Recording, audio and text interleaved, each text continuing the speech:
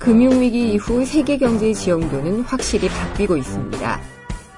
전 세계 경제를 리드하던 미국은 다시 침체에 빠질 수도 있다는 우려에서 벗어나지 못하고 있고, 유럽 경제는 재정 위기로 인한 불안감을 휩싸여 지지부진한 모습을 보이고 있습니다.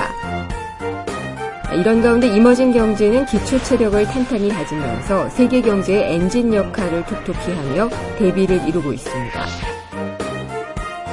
이데일리는 30년 역사를 자랑하는 민간 연구기관으로 정확하고 날카로운 경제 분석으로 유명한 옥스퍼드 이코노믹스의 존 워커 회장을 만나봤습니다. 그리고 유럽의 재정 위기와 해소 방법, 이머징 경제의 성장 가능성, 중동의 민주화 움직임이 가져올 변화 등에 대해 그의 견해를 들어봤습니다.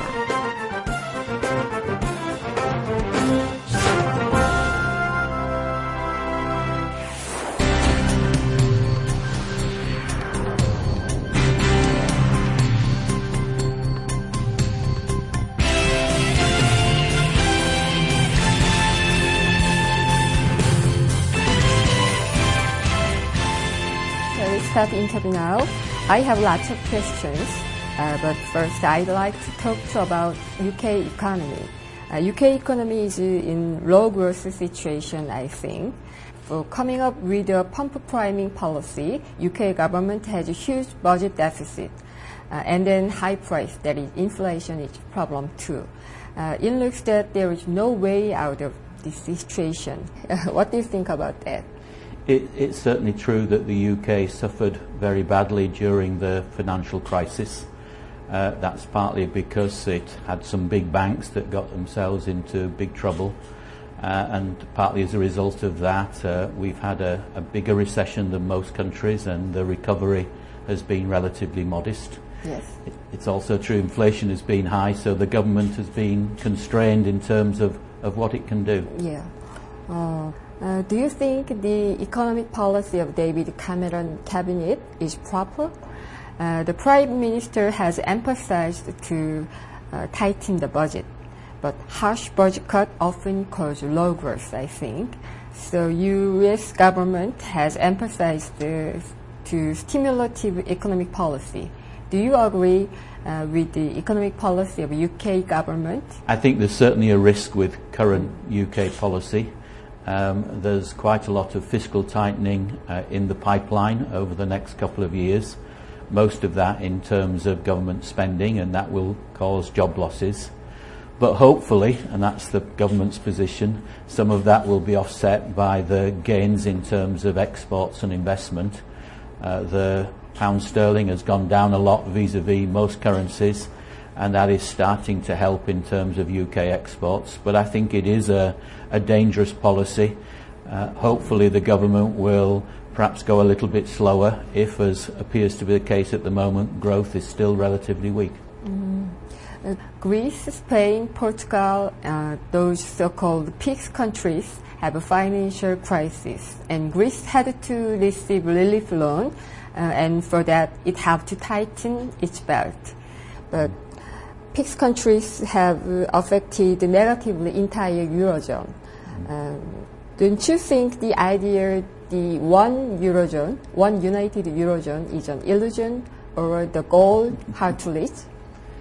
I think the problem was that countries like Greece and Ireland and Portugal did not realise that being as part of a monetary union there were some costs that went with it, and now they're seeing some of the costs. But it's also true that the rich countries like Germany and the Netherlands also never were told that there was some costs to be part of a monetary union. I think now both sides are having to realise that there's some costs to stay part of the union. I think overall they all want to remain in the euro, but clearly they've yet to accept that whether they're going to be willing to accept the costs that go with that. And that's costs for Greece as well as costs for Germany. Yes. It may be too straightforward question, but I should ask, what do you think about the idea those countries with financial problems, especially Greece, exit the Eurozone? I'm not sure. I think it would be a failure of the euro if any country left. Maybe one could have just one country like Greece leaving, but even that would create a lot of problems for the whole Euro system, and that would be bound, it seems to me, to carry over into the risks of other countries having to leave and perhaps the whole thing ending, which I think would be seen as a big failure for the whole European idea. But I do think that countries still want to keep the euro, as I said, and that means that they will take the action necessary to ensure that it survives. Yes. The risks originated from Europe is still going on. Why these problems can't be solved easily? And will this uncertainty be continued? I think the uncertainty will be there for a number of years to come, because I think it will take a long period of time for the countries in the Eurozone to move towards a greater political union, which is the real solution to the Eurozone crisis. This will not be solved in June, it will not be solved in 2011 or 2012. This is a 3 or 4 year process, and I think there will be a number of mini crises along the way. Hopefully Europe will survive them, but there will always be the risk that things will go wrong. I wonder what is the real solution? The real solution is for Europe to start seeing itself as one country. I could spend some time going through that if you wish, but think of Greece as like a part of the United States, like Louisiana. Louisiana is poor and Greece is poor, but Louisiana stays within the dollar. Well, let me switch the subject to more difficult area. The subject of this forum is shift of economic power.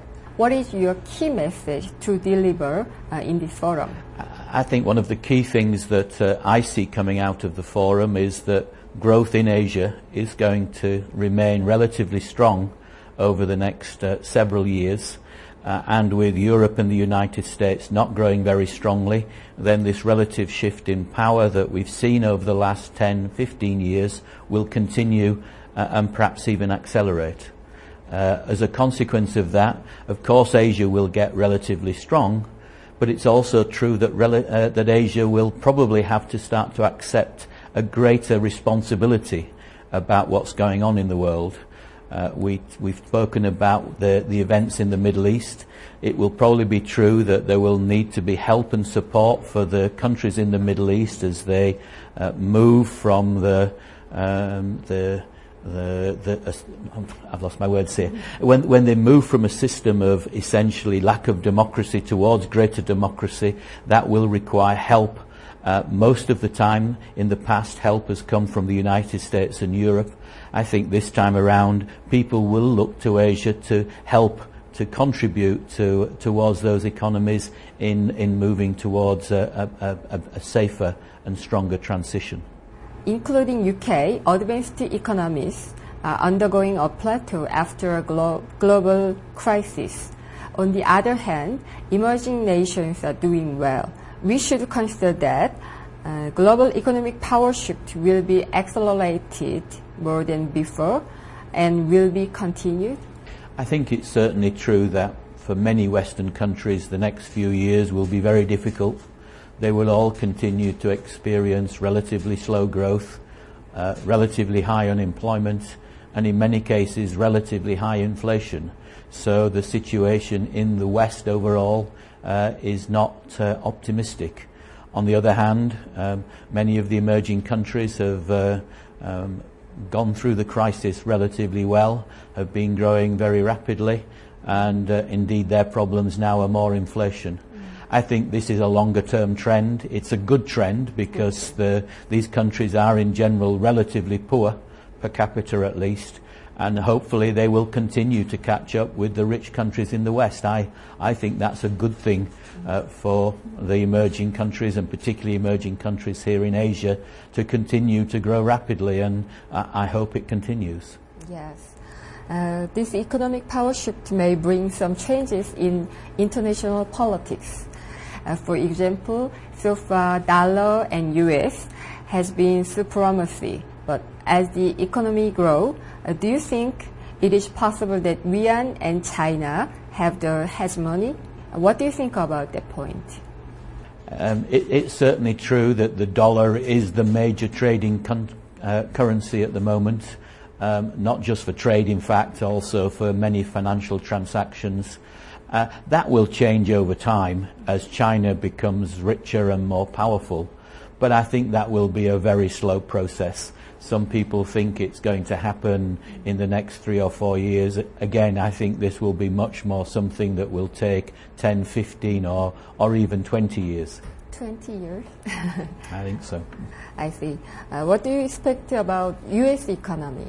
Housing market and labor market, the fees has gone out of the market. U.S. government has decided to pump up the economy more, and there is no solution, no magic solution, I think. And recently, economic indicators are getting worse. Well, there is an optimism that U.S. economy will bottom up in the latter half of the year. Is that possible? I think so. It's certainly true that at the moment the U.S. economy is growing relatively slowly. Part of the problem is continuing difficulties in the housing market, as you mentioned. The other big problem recently has been high oil prices. They've certainly made life difficult for U.S. consumers who have had to spend more money on gasoline and therefore less money on other things. The third big problem, I think, is the government itself. The government is unable to reach decisions, and that's certainly taking away confidence for companies. Companies are slow to invest at the moment, partly because of the problems in Congress. I think there are signs that things will get better. Certainly our forecast is that the US economy will start to grow more rapidly in the second half of this year and into 2012. And I think if it doesn't, then you will see more action on the part of the authorities, maybe to cut taxes yet again. But certainly I would still imagine it's a possibility that the Federal Reserve will not just keep interest rates low, but also we might see increasing talk of quantitative easing number 3. You have huge interest in emerging market. Which emerging country do you especially interested in? China or India or Korea? I'm interested in many economies, and I try to get to visit as many of them as I possibly can. I've been going to India and China and Korea for nearly 20 years now, and I love coming back to all of them and noticing the differences as well as the similarities. But there are other countries doing well here in Asia. I've been to Vietnam recently, to Indonesia, as well as some of the Southeast Asian economies. So I think they're all different. Sometimes we put them all together, and it's important to see that there are similarities between those different countries as well as differences. Do you think democratic revolutions among Middle East and North Africa area will affect world economy? If you think it will affect, please tell me why and how. I think it's important to see the problems and the good things in the Middle East as part of what's been going on around the world and the interconnectedness of the world economy. Rapid growth in emerging markets like India and like China pushed up food prices a lot, and higher food price inflation was one of the contributing factors to the unrest in the Middle East.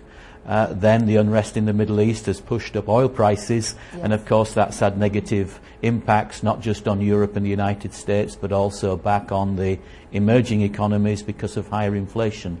So we live in an interconnected economy. I hope that the changes in the Middle East will turn out to be positive, but there are still dangers there, and that in the longer term these countries will move to a more stable and more democratic and more open economies. It's in the interest of everybody to encourage that, and it's in the interest of people here in Korea and people in Asia to encourage that. IMF expect the oil price will go up $100 next year. Do you agree, dispute? I think we don't expect to see the oil price go up by that much, and I think most people expect the oil price to stay around current levels and perhaps even come down a little bit. If that happens, then I think prospects for the world economy look relatively good.